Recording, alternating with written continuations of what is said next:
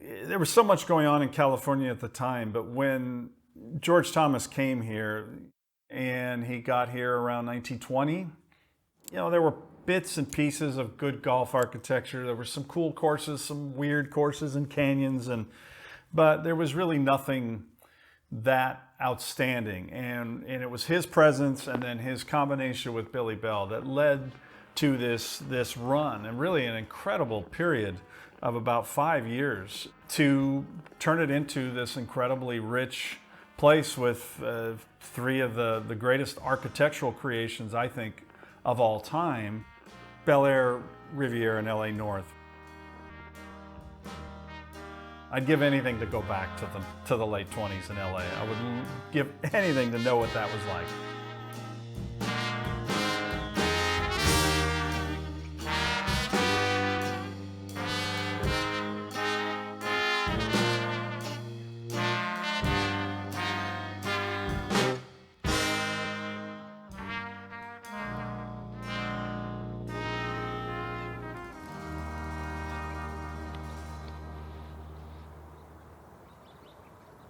I'm Jeff Shackelford, and I wrote a book on George Thomas in 1996 after doing a history of Riviera, and self-published it, and I guess I'm technically his biographer.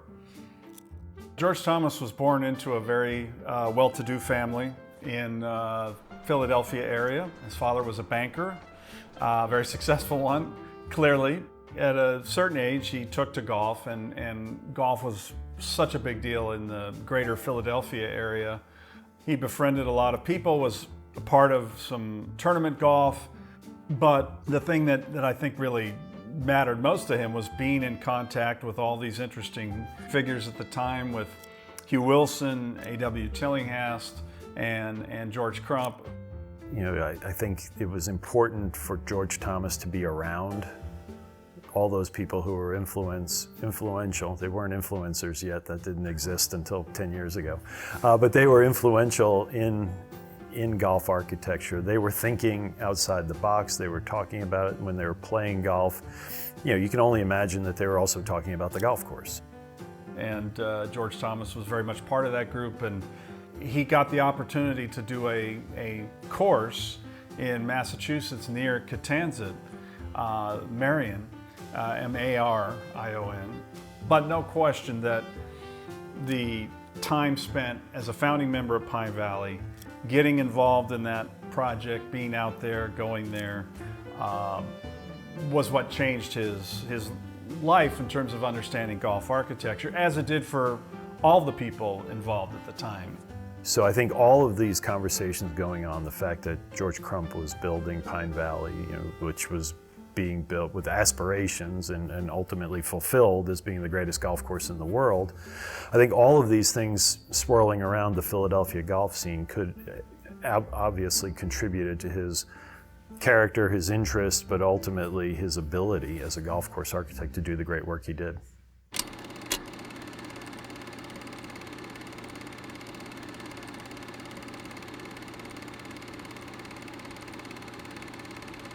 What's the deal with George Thomas and roses?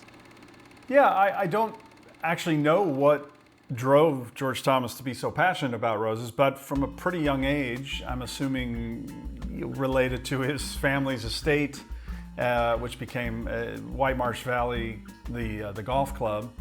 He was fascinated by the idea of hybridizing roses, of breeding different kinds and creating new roses. He had a gentleman named Dr. Huey that was a big influence on him. And Dr. Huey was a rose that George Thomas created, named after him. It wasn't a particularly attractive rose, but there were elements to its rootstock that made it one of the most important roses ever created. So at the time, he was a big deal. He wrote 2 books on the topic.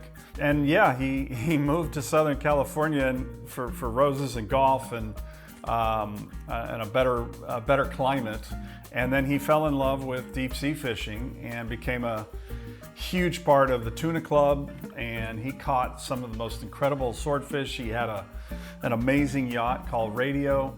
If you look at golf architecture as an art form, the way I do, like any art form, the great artists are inspired by multiple mediums, and they take things from other areas. And while it doesn't seem like Rose hybridizing or deep sea fishing off in the Pacific would have anything to do with golf architecture, there's no question that people who are best at it are not just interested in golf. They have interest in all sorts of worlds, from landscape architecture to building architecture to art, music, you name it. And so there's no question that that informed George Thomas's incredible work.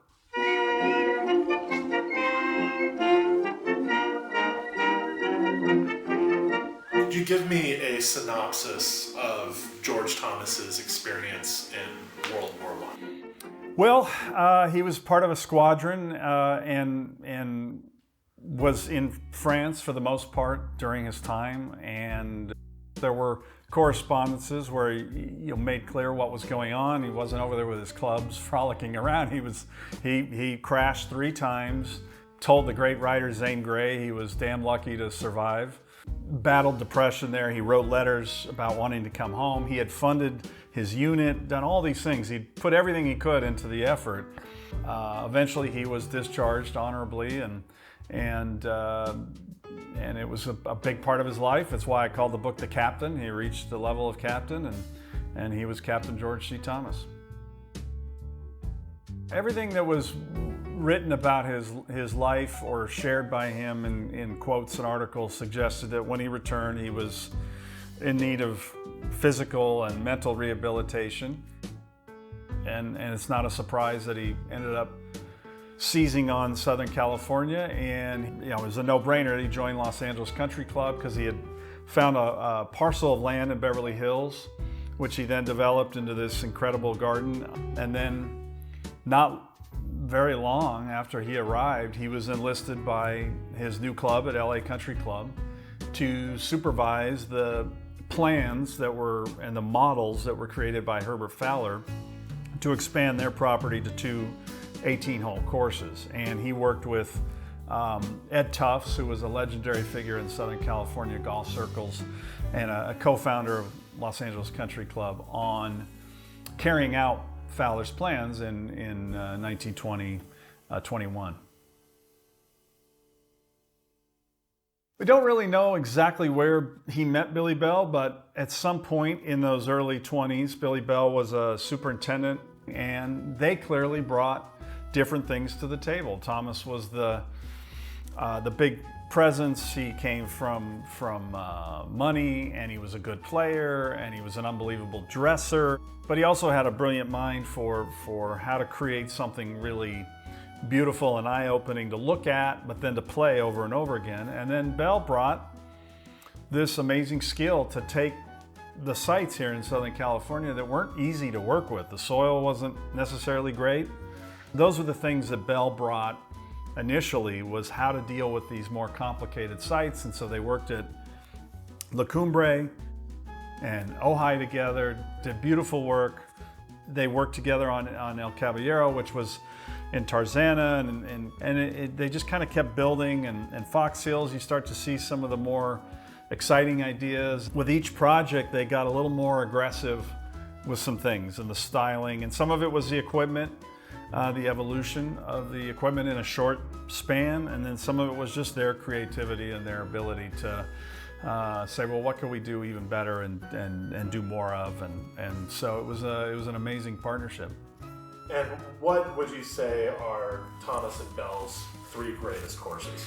Oh, there's no question. It's Bel Air, Riviera, and LA North were their greatest accomplishments.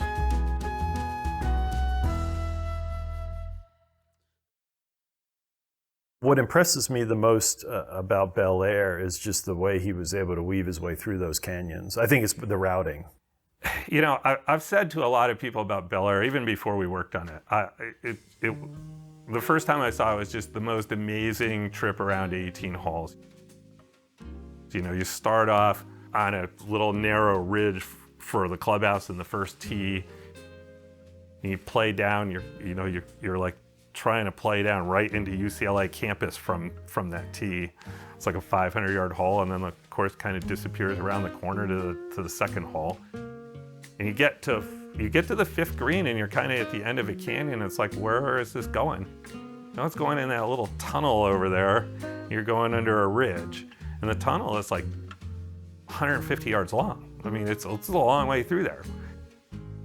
The 6th hole plays out, and the 7th hole plays back, and the 8th hole plays across some stuff. And the 9th, you're way in another little canyon below the clubhouse, and it's a dead end. And it's like, well, what am I gonna do from here?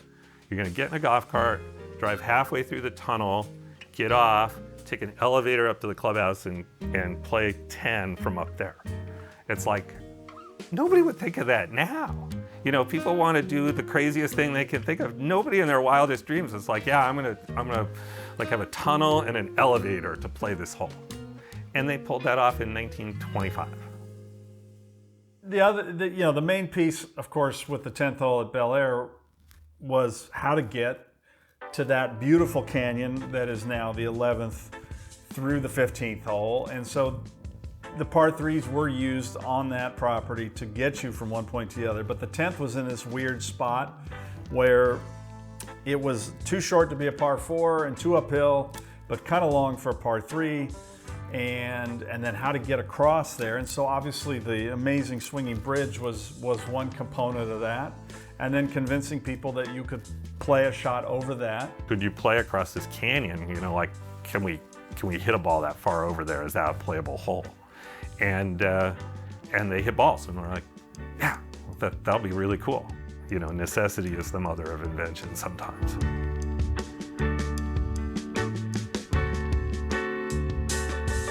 You know, I think Bel Air is distinctive because it was where Thomas really went bold with a few ideas.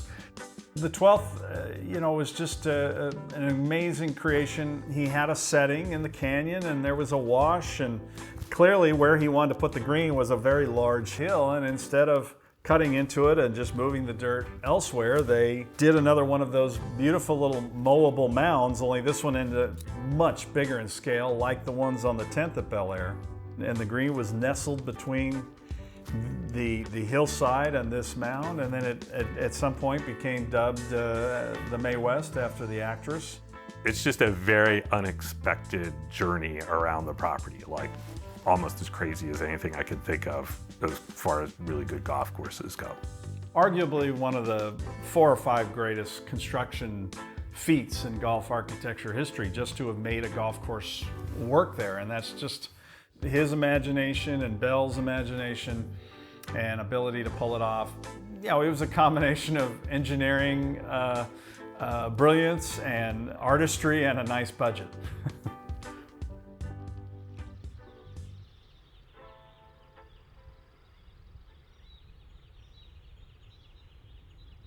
I don't think you could get 2 more opposite properties from Bel Air to Riviera. You know, it's not that great a piece of ground, to be perfectly honest. I mean, it's basically a floodplain, flattish in a canyon. And it was a project that George Thomas was brought in at some point and did kind of what he did a lot of times, which was insist that it would be him and Billy Bell, and Billy Bell would be there every day. So they took what was essentially a dry riverbed and had a whole new challenge, but they wrote at the time that one of the big changes was that was the first project they had a chance to really use these road scrapers, and they put them to great use. They'd been using sort of horse-drawn scrapers, and so to go from that to what was essentially created with a sort of a blade, they were able to move dirt with somebody on a machine. There's a great photo of George Thomas and Billy Bell on one at Riviera, and they're smiling. It's the most I've ever seen them smile. They're so happy, I think, because they had this mechanism to finally be able to sculpt the land more efficiently. There's a couple of pictures and diagrams of the 18th hole in particular where they moved a ton of dirt. You know, most people don't. If you've never been to Riviera, you've watched the hole on TV a million times, and you have no idea the 18th tee shot is like up a 30 or 35-foot cliff off the tee to get to the fairway, to get in that big amphitheater that everybody notices. And he built a lot of that. He filled in a ravine in front of the green. The green is almost in an old ravine to build that hole in that setting below the clubhouse. So he did a lot in there and got away with it. Of the three designs, I feel like the features at Riviera are probably the most impressive. The way he was able to create those green complexes, the bunkering, the strategy, given the limitations on the natural topography he had to work with, I think from that standpoint, the feature work at Riviera is outstanding. They went to so much trouble to get these greens where they wanted them, at the elevation they wanted, and with, more importantly, the approach, so that back in that day, you could run the ball in so much and so beautifully.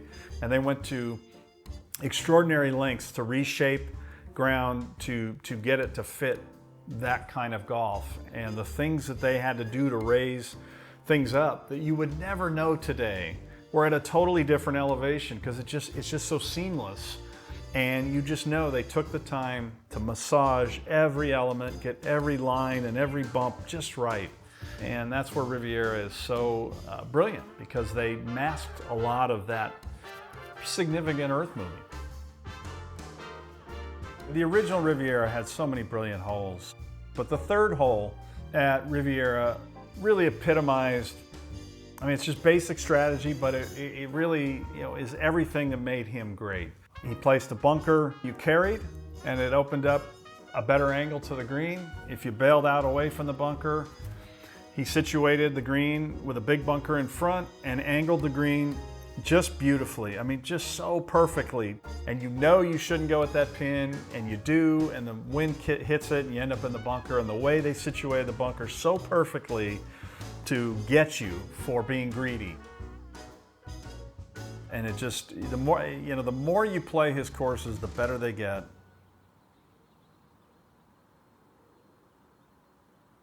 I first saw LA Country Club like 40 years ago or more when I was still in college. And the scale of it was immense. I don't think so much about championship golf courses, but that was clearly a championship golf course, not for the likes of me. You just another opposite property from the previous two projects for Thomas and Bell when they came back to LA North to redo it in 1927 and 28. You had to deal with an existing golf course, one that was not aging well and was not particularly well liked, it seemed, from the player comments in the LA Opens, and a property that had a lot going on. I mean, you have an upper portion that's just big and wide and massive and huge hills, and then you have this lower area with a barranca to try to navigate. And they ultimately decided to create 6 new holes, use the footprint of 12 others. So it was just a totally different project than the previous two, because you're dealing with existing golf, existing members, and with those complications, I think it's what makes it their greatest feat of all. As difficult as Bel Air and Riviera were to work with in terms of land and new soil and real estate development, this had politics and George Thomas was a member and everything that goes with that, and trying to convince the people to allow him to update the course properly. It had to be enormously complicated. I think the other thing that makes it, though, so special in terms of his work is every project they got better at what they did. And this was the one where he decided within this renovation to also try to push the envelope of golf architecture and create these courses within the course. He was clearly obsessed with the idea of presenting you with different shots day to day. And it got to the point where he created special hole locations only for certain ways to play the course. And nobody had really ever quite done that, particularly in this case where you're talking about a hole that changes par from day to day depending on tee placement and hole location. He had essentially 4 distinct courses. One very short, par 69, one very, airing it out, par 73, maxing it out. This courses within a course thing to me has just been fascinating, and just how you can have the different, basically the thought process of, we all talk about the golf course playing differently every day and there's variety, et cetera. But he was thinking about not only the variety he provided in the features, but the setup of the golf course every day. And that's all baked into the architecture. And I can't remember a lot of golf architects talking about that whole setup concept of, tee position A relates to hole location B. And all of these things as he was thinking his way through. And a lot of his diagrams, which are beautiful, always have the sort of the direct line and then the dashed line going here to here to here. And I just think George Thomas was especially good at the mental side of the game, just the brain. He was thinking of things outside of the box. He was willing and able to try to push boundaries and take chances. Within LA North's courses within the course, we saw it in the Walker Cup where it was match play, so it was a lot more fun for the setup teams to be pretty aggressive. And they took the 7th hole where Thomas had a very distinctive back right hole location. For a long par 3, you would never use it. It's not accessible. But with his idea of a short par 4, you had 2 options. You lay up and you have a bad angle at the pin. You take the aggressive line, you make a carry, and you get a great little flip, little bump and run wedge into that hole location. Or you drive the green and you can 2-putt to it. So that's a great one. And then the 5th hole, he got to the point where he actually drew out an alternate walking path off the 4th green to a shorter tee that would be the one you only use to this right location. So you'll see the 5th green has a boomerang shape, bunker jutting into the green, which is something he loved to do. But this whole location on the right is not to be approached with much more than a 7 or 8 iron. He loved the idea that hole could go from a drive and a pitch to a drive and a wood into the green.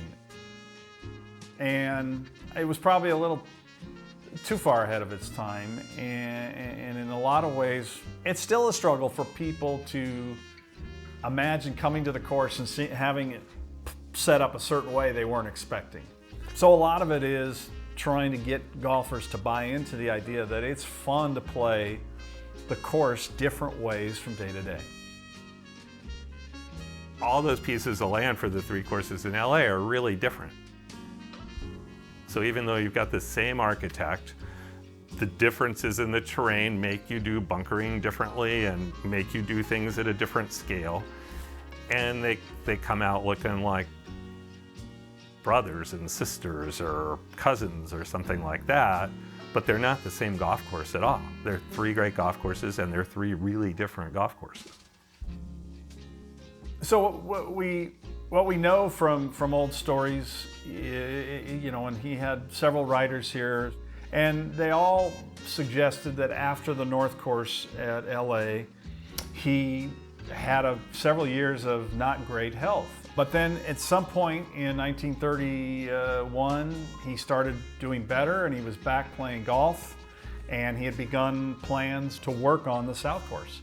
We never saw the plans. They're not in existence, or they were, and they were thrown out by the people who got all of his stuff.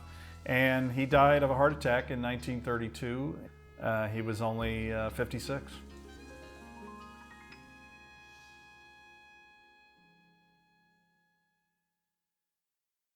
Speaking to George Thomas's legacy, his book, Golf Architecture in America, is an important part of carrying that legacy, isn't it? I think golf architecture in America is his greatest legacy. I mean, obviously what you put on the ground is a more monumental accomplishment, but in terms of his influence, picking up his book, inspired my imagination as a kid, and I can only imagine so many people have had that. I know Ben Crenshaw did. I think one of the interesting things about George Thomas is we know more about his work from his book than from his golf courses, because he built so few golf courses. And the diagrams in his book were very out there as far as, a hole with 5 different patches of fairways, or fairway extending beyond the green where you'd want to play through the green and chip back on a hole. Kind of some pretty out of the box thinking for any architect, but especially back then.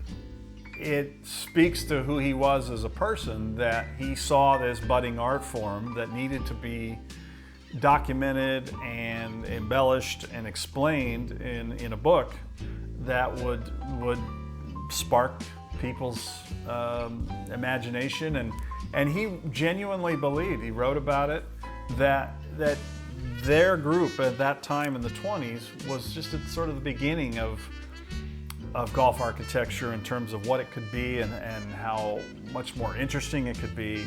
It's a spectacular creation, and I believe it's his greatest and most enduring legacy. My understanding of who George Thomas was as a person is he, to me, defined Renaissance man. I mean, we toss that phrase around occasionally about somebody, but he had so many interests and he was an expert in so many different things, and if he didn't understand it, he learned about it, and he really applied himself from the flying to the golf course design to the roses to the fishing to everything that he was involved in. He became an expert in, and he became great at it. It was amazing that he could apply himself in all these different directions and do so at such a high level.